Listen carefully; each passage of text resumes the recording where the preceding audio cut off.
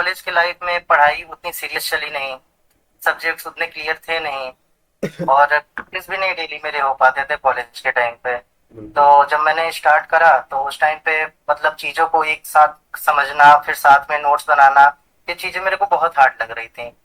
जब भी ऐसा फील होता था, मेरे को डिमोटिवेट लगता था या फिर ऐसे पैनिक होता था कि चीजें हार्ड है, मैं गिव अप कर दूं या फिर मेरे से नहीं हो रहा है, तो उस टाइम पे बस वही पापा का ख्याल आता था, उन्हीं के सपनों को देखता था और उन्हीं के ड्रीम को अचीव करने का एक अलग ही मोटिवेशन मिलता था। उसके बाद सर मैंने टीएनसी की टेस्ट सीरीज ली। टीएनसी की टेस्ट सीरीज मैंने लिया था सर नॉर्थ से 10 के लिए।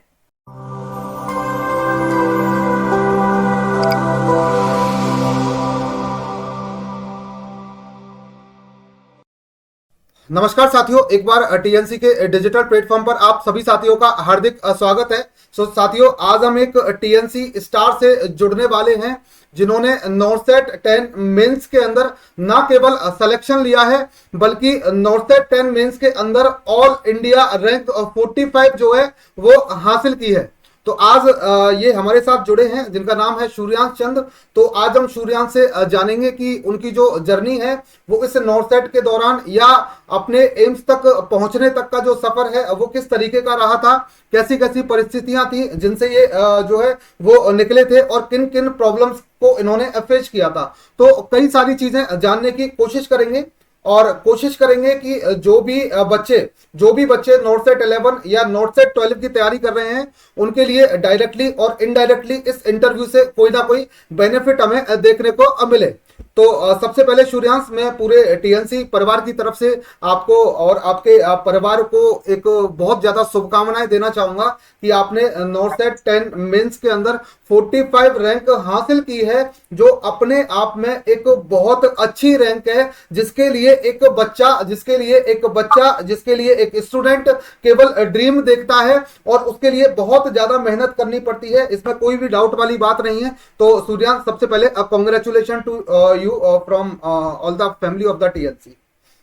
Thank you so much sir, thank you TNC के सारे फैकल्टीज को और पूरी टीएनसी टीम को बहुत बहुत thank you. Okay okay okay Suryansh, तो चलो सूर्यांश, अब हम जानने की कोशिश करेंगे। सबसे पहला क्वेश्चन जो मैं आपसे पूछना चाहूंगा वो ये है कि आप सबसे पहले इंट्रोडक्शन दीजिए कि आपका नाम क्या है। नाम तो वैसे आपने बता दिया है, आप कहाँ से हो, ग्रेजुएशन आपने कहाँ से की है और जो है आप कब के पास आउट हो, ये सारी चीजें आप एक बार बच्चों को जो है वो बताएं।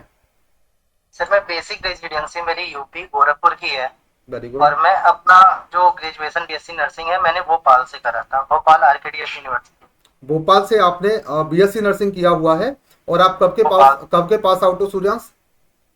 सर मैं 2024 लास्ट में पास आउट हुआ। अच्छा, 2024 लास्ट में पास आउट हुए थे और 2024 मतलब 2025 में भी आपने तैयारी की थी और 2026 में आपको ये सफलता जो है वो मिली है। जी जी। बिल्कुल बिल्कुल बिल्कुल। और 2024 में और 2025 के मतलब जून में मेरा इंटर्नशिप खत्म हुआ था। अच्छा, मतलब 2024। 2025 इंटर्नशिप खत्म हुआ और 2026 में जाओ, ये मेरा फर्स्ट अटेम्प्ट था। अच्छा, फर्स्ट नॉर्सेट के लिए अटेम्प्ट, पहली ओके। बार मैं एलिजिबल हुआ था, मेरा रजिस्ट्रेशन नंबर भी पहली बार ही आया था तो और एग्जाम पे 2 महीने पहले ही मेरा रजिस्ट्रेशन नंबर आया था। अच्छा अच्छा, तो अभी आपने ये पहला नोट सेट दिया है। इससे पहले जो नोट सेट था, जैसे कि मैं बात करूं नोट सेट 9 था, तो क्या वो आपने दिया था? क्या आप उसके लिए एलिजिबल थे? नहीं सर, नॉर्सेट 9 के लिए मैं एलिजिबल नहीं था और मैं दे भी नहीं पाया था। अच्छा, नोट सेट 9 के लिए एलिजिबल नहीं थे और नोट सेट 9 आपने दिया भी नहीं था क्योंकि आपका रजिस्ट्रेशन जो है वो नहीं आया था। ठीक है, ओके ओके ओके। चलो नेक्स्ट मैं तो बात सर करना चाहूंगा। मैं लास्ट ईयर में था, अच्छा अच्छा। तभी मैंने नॉर्सेट के बारे में सुना और तभी से मैंने मतलब प्रिपरेशन स्टार्ट कर दी बैच लेकर। ओके ओके ओके, तो वेरी गुड। लास्ट ईयर से ही स्टार्ट करने का बेनिफिट भी हुआ मुझे। 6 महीने 1 साल ज्यादा एक्स्ट्रा टाइम मिल गया। उस टाइम में मैंने एक्स्ट्रा मतलब जो भी चीजें थी मतलब एक्स्ट्रा नॉलेज, वो सारी चीजें मुझे 6 महीने के अंदर देखने को मिली। अच्छा, लास्ट ईयर से ही आपने अपनी तैयारी जो है वो स्टार्ट कर दी थी ना। तो सूर्यांश, नेक्स्ट क्वेश्चन मैं आपसे पूछना चाहूंगा कि इस जर्नी के दौरान जनरली क्या होता है कि हर बच्चा जो भी नोट सेट की तैयारी करता है उसका सपना होता है कि वो टॉप रैंक लेकर के आए। सिलेक्शन तो जनरली एक नॉर्मल चीज है आज के टाइम में, लेकिन बच्चा जो सपना देखता है वो होता है कि टॉप 100 के अंदर या टॉप 50 के अंदर उसकी रैंक जो है वो आनी चाहिए। तो आपकी ये जो चीज है वो पॉसिबल हो पाई है। तो कैसा लग रहा है आपको, और किस तरीके का माहौल जो है वो घर में है, आपके जो पेरेंट्स हैं उनका क्या जो है एक्सप्रेशंस देखने को मिल रहे हैं, और कौन कौन सी चीजें आपको देखने को मिल रही हैं, उसके बारे में भी 2 मिनट हमारे बच्चों को बताएं। फिर सबसे पहले तो घर पे मम्मी है, बहन बिल्कुल है, भाभी है, भैया है। बिल्कुल। तो सब लोग तो जान के खुश हुए हैं। सबसे पहले तो मतलब मेरे को देखकर या फिर इन लोगों को पहले तो बिलीव नहीं हो रहा था यस सर, कि रैंक आई है, वो भी इतनी अच्छी इतनी रैंक अच्छी आई है। रैंक है, बिल्कुल बिल्कुल। क्योंकि सर ये जो गांव का माहौल होता है ना, वहाँ पे ये होता है कि क्योंकि हमें पढ़ना ही ऑनलाइन होता था, टेस्ट भी ऑनलाइन देने होते थे, सारी चीजें मोबाइल से करनी होती थी। बिल्कुल बिल्कुल। तो घर वालों को मोस्ट ऑफ द टाइम ऐसा लगता था ना कि मोबाइल पे कोई टाइम वेस्ट हो रहा है। अच्छा तो अच्छा। घर वाले इस चीज को एक्सपेक्ट नहीं कर रहे थे कि किसी एग्जाम की प्रिपरेशन चल रही है या फिर जो भी ऐसा कुछ सीरियस चल रहा है। वाह वाह तो वाह, बिल्कुल बिल्कुल बिल्कुल। तो जब रिजल्ट आया था तो आपने पीडीएफ में जब रिजल्ट देखा होगा तो सबसे पहले आई होप कि आप ही ने देखा था या किसी ने आपको बताया था कि सूर्यांश आपकी 45 रैंक है। मैंने उसने पीडीएफ भेजा, तो उसने बोला कि अपना एक बार चेक करो। तो मैंने बोला कि मैं करता हूँ। मैंने पीडीएफ खोला, तो मैंने अपना रोल नंबर उसमें सर्च करा, और रोल नंबर सर्च करने पे मेरे को 45 दिखे।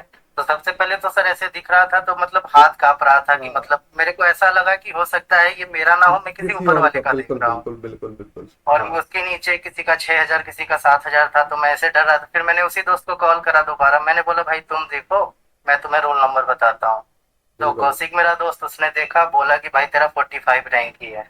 बहुत अच्छी तो बात है, बहुत अच्छी। देखो जब एक इतनी बढ़िया रैंक आती है और हाथ में जब मोबाइल होता है और उसमें हम पीडीएफ देख रहे होते हैं, तो यकीन नहीं होता कि क्या ये रोल नंबर अपना ही है, कहीं ऐसा तो नहीं है हमारे रोल नंबर में पीछे 7 था और हमने जो है वो 6 डाल दिया हो और किसी का रोल नंबर आ गया हो, या हो सकता है कि हम जो अपने रोल नंबर के सामने रैंक देख रहे हैं, हम नीचे वाले की रैंक तो हमने नहीं देख ली। तो ऐसे बहुत सारे कंफ्यूजन हमारे माइंड में आते हैं, और इसको दूर करने के लिए हम कहीं ना कहीं हमारा जो सबसे करीबी दोस्त होता है, या हमारे जो पेरेंट्स होते हैं जो हमारे सबसे करीब होते हैं, या हमारी जो सिस्टर होती है, हमारे जो ब्रदर होते हैं, उनको हम बोलते हैं कि भाई बहन आप देखिएगा कहीं ऐसा तो नहीं है कि मेरी आंखों में कुछ ऐसा हो गया हो कि मुझे जो रियलिटी है वो मुझे नहीं दिख रही हो। तो ऐसे ऐसे कंफ्यूजन जनरली बहुत कॉमन है टॉपर बच्चों के साथ में। तो सूर्यांश ऐसा होता रहता है, और होपफुली आपने वो रैंक जो है वो अचीव की है, इसमें किसी भी प्रकार का अब संदेह नहीं बचा है, किसी भी प्रकार का कोई डाउट नहीं बचा है ना। नेक्स्ट मैं आपसे जानना चाहूंगा कि जैसा कि आप बता रहे हैं कि आपकी ज्यादा लंबा समय तो नहीं है आपके पास आउट होने में और आपको सक्सेस मिलने में, लेकिन पास आउट होने से लेकर के और सक्सेस मिलने तक का जो एक सफर होता है, जो एक गैप होता है, उस गैप में बहुत सारे उतार चढ़ाव भी आते हैं, बहुत सारे अप्स एंड डाउन्स भी आते हैं, और कई बार हमें फेलियर का भी सामना करना पड़ता है, चाहे हम टीएलसी की टेस्ट सीरीज दे रहे हों, चाहे हम कहीं और भी तैयारी कर रहे हों। तो क्या क्या जर्नी रही आपकी इस टाइम पीरियड में जब से आप पास आउट हुए हैं और जब से आपको ये सक्सेस मिली है नॉर्सेट 10 मेंस के अंदर। जब से मैंने नॉर्सेट का प्रिपरेशन स्टार्ट किया, तो सबसे पहले मतलब कॉलेज की लाइफ में पढ़ाई उतनी सीरियस चली नहीं, सब्जेक्ट्स उतने क्लियर थे नहीं, और क्विज भी नहीं डेली मेरे हो पाते थे कॉलेज के टाइम पे। तो बिल्कुल जब मैंने स्टार्ट करा तो उस टाइम पे मतलब चीजों को एक साथ समझना, फिर साथ में नोट्स बनाना, ये चीजें मेरे को बहुत हार्ड लग रही थी। तो मैंने स्ट्रेटेजी बनाई कि मैं सबसे पहले वीडियोस देखूंगा, लाइव लेक्चर देखूंगा, फिर उसे कंसंट्रेशन वाइज देखने के बाद फिर मैं अपने नोट्स को बनाऊंगा पीडीएफ के थ्रू। और मैं जो डेली पढ़ रहा हूँ, जो मैं डेली नोट्स बना रहा हूँ, उसको रात को सोने से पहले मैं एक बार उसका रिवीजन करूंगा, और सुबह उठने के बाद उसी चीज का मैं रिवीजन फिर से करूंगा। Very good. फिर मैं अगले दिन नेक्स्ट टॉपिक का स्टार्ट करूंगा। और बिल्कुल इस चीज को मैंने फर्स्ट डे बनाया, और इस चीज को मैंने एग्जाम के लास्ट डे तक मैंने इस चीज को कंटिन्यू रखा। मतलब वो और ये चीज कंसिस्टेंसी मेरे आपकी लिए बनी। हेल्पफुल थी। बिल्कुल बिल्कुल, वो और कंसिस्टेंसी उसके आपकी बनी रही थी। जी, उसके बाद सर मैंने टीएनसी के टेस्ट सीरीज ली। टीएनसी के टेस्ट सीरीज मैंने लिया था सर नॉर्सेट 10 के लिए। यस। तो जब मैंने टेस्ट सीरीज लगानी शुरू की, तो पहले मेरे 50 मार्क्स, 55 मार्क्स, मतलब जिस दिन मेरे पहले टेस्ट में 50 मार्क्स आए, मैंने उस दिन डिसाइड करा कि 50 मार्क्स से 51 होने चाहिए, लेकिन 50 मार्क्स से 49 नहीं होने चाहिए। वेरी गुड, बहुत अच्छी बात। तो मैंने ग्रेजुअली इम्प्रूव करा सर, 51 हुआ, 52, 55, 60। एक टाइम पे ऐसा भी आया कि मेरा टीएनसी में भी ऑल इंडिया रैंक 1 आया, कई बार मेरा आया टीएनसी टेस्ट में भी। एग्जाम से पहले पहले तक तो चीजों को सर ना ग्रेजुअली इम्प्रूव कर रहा था। बिल्कुल बिल्कुल। बस ये था। तो सूर्यांश, तैयारी के टाइम पर कभी ऐसा होता होगा कि आपके बीच में कभी ऐसा कभी एक दिन ऐसा रहा होगा, 2 दिन ऐसे रहे होंगे कि आपको ऐसा लगा होगा कि सब कुछ बहुत हार्ड है और मैं नहीं कर पा रहा हूँ, बहुत मुश्किल हो रही है। हर किसी बच्चे के जीवन में ये चीजें आती हैं। तो क्या आपको ऐसा लगा था, और लगा था तो आपने क्या सोचा, आपने आपको किस तरीके से मोटिवेट किया? तब मेरा एडमिशन जब बीएससी नर्सिंग में हुआ था तो उस टाइम मेरे फादर थे, तो उन्होंने एडमिशन कराया था। और उन्होंने जब एडमिशन कराया था तो मेरे से बोले थे कि मैं तुझे कहीं अच्छी जगह देखना चाहता हूँ, इसी के थ्रू किसी मेडिकल फील्ड में सही जगह देखना चाहता हूँ। हम्म। तो मतलब ये था कि मतलब, लेकिन जब मैं सेकेंड ईयर में था तो उस टाइम पे पापा की डेथ हो गई अनफॉर्चुनेटली। ओहो, सॉरी तो सॉरी फॉर दैट। क्या क्या रहा था मतलब रीजन? जब भी ऐसा फील होता था, मेरे को डिमोटिवेट लगता था या फिर ऐसे पैनिक होता था कि चीजें हार्ड है, मैं गिव अप कर दूं या फिर मेरे से नहीं हो रहा है, तो उस टाइम पे बस वही पापा का ख्याल आता था, उन्हीं के सपनों को देखता था और उन्हीं के ड्रीम को अचीव करने का एक अलग ही मोटिवेशन मिलता था। तो बिल्कुल बिल्कुल बिल्कुल। देखो, ये मैं इससे पूछ रहा था कि क्या तुम्हारे जीवन में अप्स एंड डाउन्स आए थे। तो मैं नहीं मानता कि इससे बड़ा जीवन में कोई डाउन्स हो सकता है कि किसी के पेरेंट्स जो है वो तुम्हारा एडमिशन कराने गए हों, लेकिन जिस दिन तुम सक्सेस हुए हो वो सक्सेस नहीं देख पाए हो। उससे पहले अनफॉर्चुनेटली तुम्हारे जो पेरेंट्स हैं, तुम्हारे जो फादर हैं, वो कहीं ना कहीं जो है उनकी डेथ हो गई या एक्सपायर हो गए किसी भी रीजन से। तो ये एक कितना बड़ा डाउनफॉल था सूर्यांश के जीवन में। लेकिन उन्होंने हार नहीं मानी। इन्होंने सोचा कि पापा नहीं रहे लेकिन पापा का सपना आज भी जिंदा है, उसे मुझे पूरा करना है, और उन्होंने वो करके दिखाया। ऑल इंडिया रैंक 45 अपने आप में एक बहुत बड़ी रैंक है सूर्यांश। तो आपने बहुत कुछ करके दिखाया है। आपने अपने अपने जो फादर का जो ड्रीम था, जो सपना था, वो पूरा कर दिया है। और इसके लिए मैं बहुत बहुत कॉन्ग्रेचुलेशन बोलना चाहूंगा, बहुत बहुत कॉन्ग्रेचुलेशन बोलना चाहूंगा, बहुत बहुत धन्यवाद बोलना चाहूंगा कि आपने जो फादर आज नहीं है लेकिन उनके ड्रीम को जिंदा रखा। इसके लिए मैं बहुत ज्यादा थैंक यू बोलना चाहूंगा। नेक्स्ट मैं आपसे पूछना चाहूंगा कि आप टीएनसी से कब से जुड़े हुए हैं, और टीएनसी के बारे में आपको किसने बताया था? तब मैंने टीएनसी पे ऐसे ऐसे रेंडमली, मैं जब प्रिपरेशन स्टार्ट करा तो रेंडमली मेरे को आप ही की क्लास विक्ट्री सीरीज के थ्रू मिली यूट्यूब पे। वेरी गुड, तो वेरी सर गुड। मैंने क्लास देना स्टार्ट करा और पहले क्लास से ही मेरे को मतलब क्लास से मतलब मेरे को क्लास इतनी अट्रैक्टिव लगी, नॉलेजफुल लगी। मैंने समझा कि मतलब क्वेश्चन को अप्रोच कैसे करते हैं और किसी भी क्वेश्चन का एक्सप्लेनेशन जो आप देते थे सर, वो मेरे को सारी चीजें अच्छे से समझ में आती थी। वेरी और गुड। मेरे को वहां से मेरे जैसे कोई भी टॉपिक्स आप लाते थे तो वो टॉपिक पूरा क्लियर कराते थे। तो हाँ। मैंने यही सोचा कि यहाँ पे अगर मैं डेली क्लास लेता हूँ तो मेरे पर्टिकुलर अगर एक दिन में एक टॉपिक भी क्लियर होते हैं तो मेरे पास 6 महीने का टाइम है और 180 दिन में मैं बहुत सारे टॉपिक क्लियर कर सकता हूँ। बिल्कुल बिल्कुल। तो सर वहीं से मैंने आपकी विक्ट्री सीरीज के थ्रू मैं मोटिवेट हुआ, फिर वहां से मैंने टीएनसी को फॉलो करा। फिर धीरे धीरे सारे फैकल्टीज सबकी क्लास होने लगी, सबकी क्लास लेने लगा। फिर टीएनसी के बारे में बहुत सुना, फिर टेस्ट सीरीज के बारे में सुना। तो टेस्ट सीरीज मैंने ज्वाइन करी और टेस्ट सीरीज से बहुत हेल्प मिला। टेस्ट सीरीज के तो मोस्टली डायरेक्ट क्वेश्चन भी देखने को मिले। बहुत सारे। क्वेश्चन तो वहां से भी आए, मैंने एमसीक्यू रिवीजन बैच भी टीएनसी से लिया था। अच्छा, एमसीक्यू और बैच भी, एमसीक्यू रिवीजन बैच भी था आपके पास? जी मतलब सर, मैं टीएनसी की टेस्ट एमसीक्यू सीरीज भी रिवीजन थी? बैच भी लिया था। ओके ओके और ओके। वहाँ सर जो ओबीजी अभी सर ने पढ़ाई थी, जो एमएसएन आपके थे, जो पीडीएस सुरेश सर ने पढ़ाई थी, जो साइकी सुखदेव सर ने पढ़ाई थी सर, बहुत एक्सीलेंट। सारी चीजें अट्रैक्टिव लगती थी, सारी चीजें मतलब कॉन्सेप्ट क्लियर हो जाते थे। और जो एफओएम सर पढ़ाते हैं वो तो मतलब अलग ही लेवल का था सर, फंडामेंटल तो। अच्छा अच्छा, थैंक यू सो मच। आपने, मैं आपको बता दूं, सूर्यांश जो है वो एमसीक्यू बैच का बच्चा था और टेस्ट सीरीज भी इन्होंने ले रखी थी। और रेंडमली इनको टीएनसी से जो है वो रेंडमली यूट्यूब से पता लगा था कि किस तरीके से जो है वो माहौल देखने को मिलता है, और वहां से सारी कहानी इन्होंने जो है वो टीएनसी के साथ में लिखना शुरू कर दिया। ठीक है Suryansh, thank you so much TNC से जुड़ने के लिए। नेक्स्ट मैं आपसे पूछना चाहूंगा कि टीएनसी की जो टेस्ट सीरीज है वो इंडिया की नंबर 1 टेस्ट सीरीज अभी है। तो कहीं ना कहीं इंडिया की नंबर 1 टेस्ट सीरीज ऐसे नहीं हो सकती, उसका एक बहुत बड़ा रोल बच्चे के जीवन में, बच्चे के सक्सेस में होता है। तो टीएनसी की टेस्ट सीरीज से आपको कितनी प्रैक्टिस में हेल्प मिली, और कितना इंपॉर्टेंस लगा कि टीएनसी की टेस्ट सीरीज ने मेरे सिलेक्शन के अंदर एक बहुत बड़ा योगदान दिया है या नहीं दिया, जो भी था वो एक बार बताएं। सर जब टीएनसी के टेस्ट सीरीज देने के बाद जब उसके रैंक आते थे तो वहां पे ना स्टूडेंट की काउंटिंग आती थी। तो कभी 37,000, कभी 40,000 ऐसे करके काउंटिंग आती थी। तो मेरे को देख के यही लगता था कि इतने लोग तो वाकई में एग्जाम देते ही होंगे जितने लोगों ने टेस्ट सीरीज लेकर रखा है।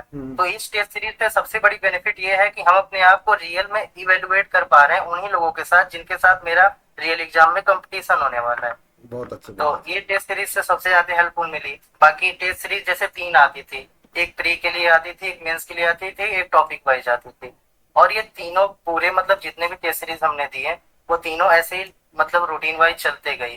तो सर इससे टॉपिक भी क्लियर हो जाते थे, प्री की भी प्रैक्टिस हो जाती थी, और कभी भी मेंस के टेस्ट के लिए प्री का निकलने का इंतजार कभी उस टेस्ट सीरीज में नहीं था। मेंस पहले दिन से ही शुरू हो रहा था। बिल्कुल तो बिल्कुल। सारी चीजें सर मतलब कहते हैं ना कि मेंस से पहले मेंस की तैयारी वहां पे हो गई थी उसी टेस्ट सीरीज के थ्रू। बहुत बहुत अच्छी बात है, बहुत अच्छी बात है। और नेक्स्ट मैं आपसे जानना चाहूंगा, जो एमसीक्यू बैच जो आपने लिया था, रिवीजन बैच, उसका क्या इम्पोर्टेंस रहा था आपके सक्सेस के अंदर? किस तरीके से जनरली उससे आपका जो सिलेबस है, उससे आपकी जो चीजें हैं वो क्या सॉल्व हो पाई थी? जो प्रॉब्लम्स आपको थी वो प्रॉब्लम सॉल्व हो पा रही थी? और जो टीचर्स वहां पर क्लासें ले रहे थे, क्या उनकी चीजें अच्छे से समझ में आ रही थी, या वो कहीं ना कहीं आपको मोटिवेट रखने में भी कहीं ना कहीं हेल्प करते थे? तो क्या बोलना चाहोगे इसके बारे में? सर जब मैंने पहली बार मतलब यूट्यूब पे सुना कि मतलब जब आया कि MCQ revision batch TNC launch कर रही है, तो उसी टाइम पे मैंने मतलब डिसीजन लिया कि मेरे को ये लेना चाहिए। तो जब मैंने लिया तो मैंने जब क्लासेस लेनी स्टार्ट करी क्लास में, तो मतलब सर कुछ चीजें नहीं आ रही थी, नई नई चीजें सीखने को मिल रही थी। तो उस चीज से बहुत हेल्प मिला। मतलब जैसे वो कराने का जो तरीका था एमसीक्यू रिवीजन बैच में सारे टीचर्स का, सर क्वेश्चन के थ्रू टॉपिक को अप्रोच करना। यस मतलब यस। सपोज एक क्वेश्चन लाए और उस एक क्वेश्चन पे पूरे टॉपिक को कवर कर दिया। तो सर इससे स्टूडेंट को दोनों चीजें पता चलती थी, टॉपिक भी क्लियर होते थे, थ्योरी रिवाइज भी होता था, और क्वेश्चन को अप्रोच कैसे करना है ये तीनों चीज एक ही बैच में मिल गया। और वो एमसीक्यू रिवीजन बैच किसी भी एक पर्टिकुलर प्रॉपर बैच से वो कम नहीं रहा। भाई बहुत अच्छे, बहुत अच्छे। देखो, इन्होंने बताया कि जो एमसीक्यू बैच था वो किसी एक प्रॉपर बैच से कम नहीं था। ये एक बहुत बड़ी बात है कि आपको एक बहुत कम अमाउंट में, यदि आप टॉपर बनना चाहते हो, यदि आप रैंकर बनना चाहते हो, तो वो कहीं ना कहीं आपकी रैंक को एक्सेलरेट कर सकता है, कहीं ना कहीं आपकी रैंक को बढ़ा सकता है, कहीं ना कहीं आपकी जो रैंक है, आपकी जो तैयारी है उसके अंदर वो चार चांद लगा सकता है। ऐसा सूर्यांश जो है अब वो बता रहे हैं। नेक्स्ट मैं आपसे जानना चाहूंगा कि आज का जो दौर है वो सोशल मीडिया का दौर है, और जो डिस्ट्रैक्शंस होते हैं सोशल मीडिया से वो आजकल के बच्चों के अंदर बहुत ज्यादा देखने को मिलते हैं। तो क्या आपके जीवन में भी सोशल मीडिया से डिस्ट्रैक्शन जो है वो कहीं ना कहीं देखने को मिला था, या आपने उसको किस तरीके से, यदि वो देखने को मिला था तो किस तरीके से आपने उसको जो है वो रेगुलेट किया था, किस तरीके से कंट्रोल में की थी चीजें? तो उसके बारे में थोड़ा सा बताएं। सर मैंने पहले ही दिन से जो मैंने अपने पढ़ाई की स्ट्रेटेजी को जो मैंने कर रखा था, क्योंकि मैंने 4 स्लॉट बना रखे थे कि मुझे दिन में 2-2 घंटे के 4 स्लॉट 8 घंटे अपने थ्योरी रिवीजन में देने हैं। और बिल्कुल मैंने जो मेरे जो 4 घंटे और बचते थे 12 घंटे में से, मैं उसमें एमसीक्यू रिवीजन करता था, जिसमें से 2 घंटे मेरी इंपॉर्टेंट क्लास होती थी वाईटी की, और 2 घंटे में पर्टिकुलर अपने एमसीक्यूज निकालता था, 200-300 जितना मैं निकाल पाता था। ये नहीं कि 400-500, मैं जितना 100 या 150-200 जितना भी निकाल पाता था मैं उतना ही निकालता था। और रहा सर मतलब सोशल मीडिया का, तो ऐसा नहीं था कि मैं टोटल एब्सिस्टेंस भी नहीं था वहां से। तो बिल्कुल ये बिल्कुल। था कि हफ्ते में जैसे संडे आता था तो संडे को मैं अपने मेन सब्जेक्ट नहीं पढ़ता था, मैं 6 दिन अपने सारे मेन सब्जेक्ट को इम्पोर्टेंट देता था। लेकिन संडे के दिन मैं थोड़ी सी नॉन नर्सिंग, थोड़ा सा रिसर्च मैनेजमेंट, ये सारी चीजें पढ़ता था, और संडे को थोड़ा सा रिलैक्स करता था। और उस टाइम पे सोशल मीडिया वगैरह 10-15 मिनट आधे एक घंटे यूज करा, और उसके बाद से मैं उस दिन मैं सो भी लेता था, क्योंकि मैंने अपने पूरे प्रिपरेशन के जर्नी में कभी 5 या 6 घंटे से ज्यादा, मैंने 5 घंटे से ज्यादा कभी नहीं सोए। अच्छा लेकिन सूर्य। मैं संडे को 8 से 10 घंटे सो लेता था। हाँ बिल्कुल, थैंक यू सो मच। तो सोशल मीडिया आप बिल्कुल एब्सटिनेंट्स नहीं रहे उस चीज़ से, लेकिन कहीं ना कहीं थोड़े बहुत कनेक्ट थे, लेकिन ज़्यादा नहीं थे ना। लेकिन मुझे थोड़ा बहुत जनरली जो है, मुझे अब थोड़ा सा याद आया है कि आप जब मेरी यूट्यूब की क्लासेस देखते थे, कई बार मैंने आपको देखा था, सूर्यांश चंद नाम से एक कमेंट आते थे, क्या वो आपके ही कमेंट थे? जी सर मेरे जो सबसे पहले कमेंट करते थे वो आप ही थे, जो कई जी बच्चे सर। पूछते थे कि ये सर सूर्यांश कौन है? वाह वाह वाह जी वाह, अब मुझे थोड़ा सा याद आया कि हाँ, आपका जो कमेंट था, मैं आपको बता दूं बच्चों, यूट्यूब पे सबसे पहला कमेंट सूर्यांश का। और मैं आपको बता दूं, मेरे एक्सप्लेन करने से पहले ही ये पूरी एक्सप्लेनेशन टाइप कर देते थे। कितनी बढ़िया स्पीड रही होगी इनकी, इतनी बेहतरीन तैयारी थी। और मैं आपको बता दूं सूर्यांश, मैंने सोचा था, मैं रियलिटी बता रहा हूं, मैंने सोचा था कि आपकी जो रैंक है वो टॉप 10 के अंदर आएगी, मैंने ये एक्सपेक्ट किया था। और शायद मुझे इतना भी याद आ रहा है कि आपने मुझे इंस्टाग्राम पर कई बार मैसेज भी किया था और कई बार मेरी आपसे बात भी हुई है। जी एम आई सर, राइट? जी सर, आपकी मेरी प्रॉपर बात होती रहती हाँ, है। बात हुई है। और आपको कभी भी लाइफ में यदि अप्स एंड डाउन्स होते थे, आपकी जीवन में कोई पर्सनल प्रॉब्लम होती थी, तो वो भी आपने मेरे साथ शेयर की थी और मैंने सॉल्यूशन भी दिया था उन सब चीजों का। एम आई जी राइट? सर। हाँ, जी सर, बिल्कुल तो बिल्कुल, मुझे आपको याद आ लिखकर गया। भेजा सर कि मैं उसके लिए बहुत थैंकफुल था आपका। हाँ हाँ, अब और मुझे याद आ नीचे गया। ना, मतलब 2 दिन के लिए मेरे को डिस्ट्रैक्शन हुआ, और मैं वो चीज वहीं से जब आपने बोला कि तुम ऐसे नहीं ऐसे करो, तो फिर वहीं से मैंने सारी चीजें छोड़ दी। मैंने बोला अगर सर ने बोला है तो करने का। बस बस बस बस, thank you so much, thank you so much. ये बहुत बड़ी बात थी कि आपने सारी चीजें, जो भी चीजें थी, वो आपने मुझे अपना एक बड़ा भाई समझकर या अपना सर समझकर सारी चीजें शेयर की थी। और मुझे, मैं हमेशा ट्राई करता हूँ, मैं हमेशा बच्चों से बात करता हूँ। कॉल पे भी देखो, कई बार क्या होता है, टीचर जो है वो बात नहीं कर पाते हैं या बात करना नहीं चाहते हैं, लेकिन मैं आपको बता दूं, कई बार मैंने बच्चों से, ऑनेस्टली बहुत सारे बच्चों से बात की है। और सूर्यांश ने मेरे को इंस्टाग्राम पर मैसेज भी किया था, और इन्होंने कई बार मेरे को बोला था कि सर मेरे जीवन में ये प्रॉब्लम चल रही है, मैं कैसे सॉल्व करूं। मैंने इनको कई बार गाइड किया है और मैंने बोला है कि आप इस अपने रास्ते पर चलो, इस रास्ते से बिल्कुल भटकोगे तो गलत रास्ते पर बिल्कुल भी नहीं जाना है। और सूर्यांश उसी तरीके से चलते रहे, और आज आज इनकी 45 रैंक है। और इनके कमेंट की स्पीड को देख के तो मुझे लगता था कि तुम्हारी टॉप 10 के अंदर रैंक आएगी, लेकिन कोई ना, 45 rank is also very good rank, ठीक है, इसमें किसी भी प्रकार का कोई डाउट नहीं है। ठीक है, तो नेक्स्ट मेरा ज्यादा एक दो क्वेश्चन और है। मैं आपसे पूछना चाहूंगा कि अब जब सपना पूरा हो गया है नॉर्थ सेट को निकालने का, नॉर्थ सेट पर फतेह हासिल करने का, जो आपने पूरी कर ली है, तो अब कौन सा इंस्टीट्यूट आप लेना चाहोगे, या कौन सा इंस्टीट्यूट है जो आपने सोच रखा है कि सर मुझे इस एम्स के अंदर या इस सेंट्रल इंस्टीट्यूट के अंदर या इस ईएसआईसी के अंदर या कोई भी सेंट्रल इंस्टीट्यूट है या एम्स है, कौन सा इंस्टीट्यूट आपने सोच रखा है कि सर मुझे वहीं जाना था और अब मैं वहीं जाऊंगा क्योंकि मेरी रैंक 45 है? सर मैं हमेशा से ही एम्स में काम करना चाहता था, और उसके लिए मैंने नॉर्थ सेट के अलावा कोई और एग्जाम मैंने कभी ना तो उसके कोई मतलब पर्टिकुलर उसके पैटर्न देखे, ना तो किसी एग्जाम को मैंने फॉलो करा। मैंने सिर्फ नॉर्थ सेट के ही पैटर्न को फॉलो करा। भले ही इसमें कोई बोले कि 80-20 है, तो वो जो 20 है वो इम्पोर्टेंट है, वो 80 है वो नहीं इम्पोर्टेंट है मेरे लिए। 20 है वो 99 एक भी रहता, वो भी एक इम्पोर्टेंट रहता, तो वो चीज मैटर नहीं करी। तो मतलब एम्स में ही जॉब करना मेरा हमेशा से ही ड्रीम रहा था। तो कौन से और एम्स में सूर्यांश?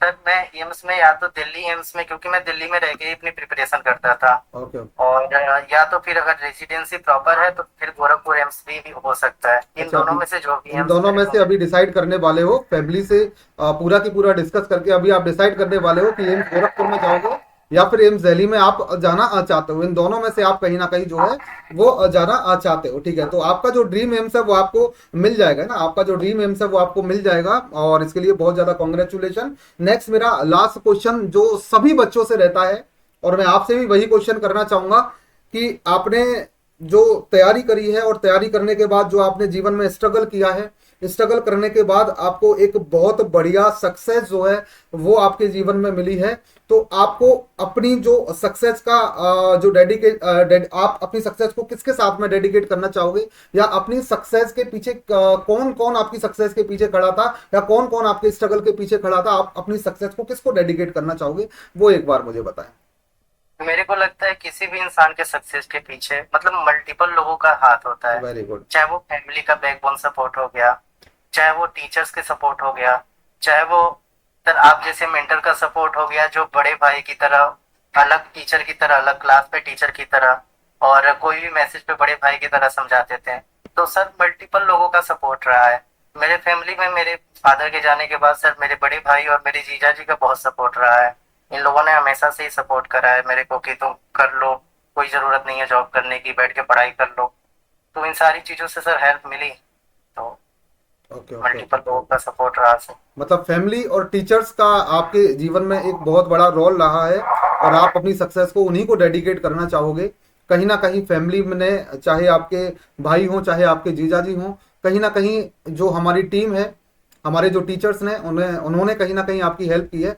तो बहुत बड़ा एक रोल जो है वो आपके जीवन में रहा है। और कहीं ना कहीं मैं ये भी मानता हूँ कि एक दो दोस्त ऐसे भी होते हैं जीवन में, वो जो आपको ऊंचाई तक लेना चाहते हैं। तो एक दो दोस्त भी आपके ऐसे रहे होंगे जो जनरली आपकी सक्सेस के पीछे उनका भी एक हाथ जो है वो देखने को मिला होगा। ठीक है, तो थैंक यू सूर्यांश, हम इसको एंड करते हैं, और एंड करने से पहले यदि आप कुछ बोलना चाहो तो आप बोल सकते हैं। आप किसी के भी बारे में, किसी भी चीज़ के बारे में, आप अपने जूनियर्स को क्या सलाह देना चाहते हैं, कौन सी चीज़ें हैं जो आप बताना चाहते हैं, तो मैं आपको बोलने के लिए बोलता हूँ कि आप कुछ समय जो है वो अपने जूनियर्स के लिए बोलिए। देखो, कुछ किसी को भी अगर बोलना हो या फिर कोई भी चीज मैं सजेस्ट तो नहीं कर सकता। Very good. अगर मेरे को अगर नॉर्मली ऐसे बोलना हो तो मैं ये बोलूंगा कि मतलब किसी को भी या फिर किसी भी टॉपर्स या फिर किसी भी इंसान का स्ट्रेटेजी फॉलो करने से पहले उसको अपनी स्ट्रेंथ जाननी चाहिए कि मेरी स्ट्रेंथ क्या है, मैं किस टाइम पे पढ़ने में कंफर्टेबल हूँ। कैसे कहते हैं ना लोग कि मतलब किसी का चल रहा है तो उससे पूछते हैं कि भाई आपकी क्या स्ट्रेटेजी रही, आपने कैसे पढ़ा कैसे नहीं पढ़ा। तो किसी की स्ट्रेटेजी को फॉलो करने से हम उसकी तरह ना तो बन पाएंगे और जो वो हम हैं हम उसको भी खो देंगे। बिल्कुल। तो हमें सिर्फ अपनी स्ट्रेटेजी फॉलो करनी चाहिए और अपने जो हमारे सेल्फ स्टडी है उस पर ध्यान देना चाहिए। एमसीक्यू सॉल्विंग, और एमसीक्यू सॉल्विंग से बड़ा चीज ये है कि हम क्वेश्चन कम करें लेकिन क्वालिटी क्वेश्चन करें, क्वेश्चन के अप्रोच को समझें, क्वेश्चन की डिमांड क्या है वो समझें। और नर्सिंग के एग्जाम अगर हम लोग देने जा रहे हैं तो हमेशा से यही मान के चलें कि हमें आंसर एज अ नर्स करना है, ना कि एज अ डॉक्टर। तो ये सारी चीजें, छोटी छोटी चीजें बहुत मैटर करती हैं एग्जाम में।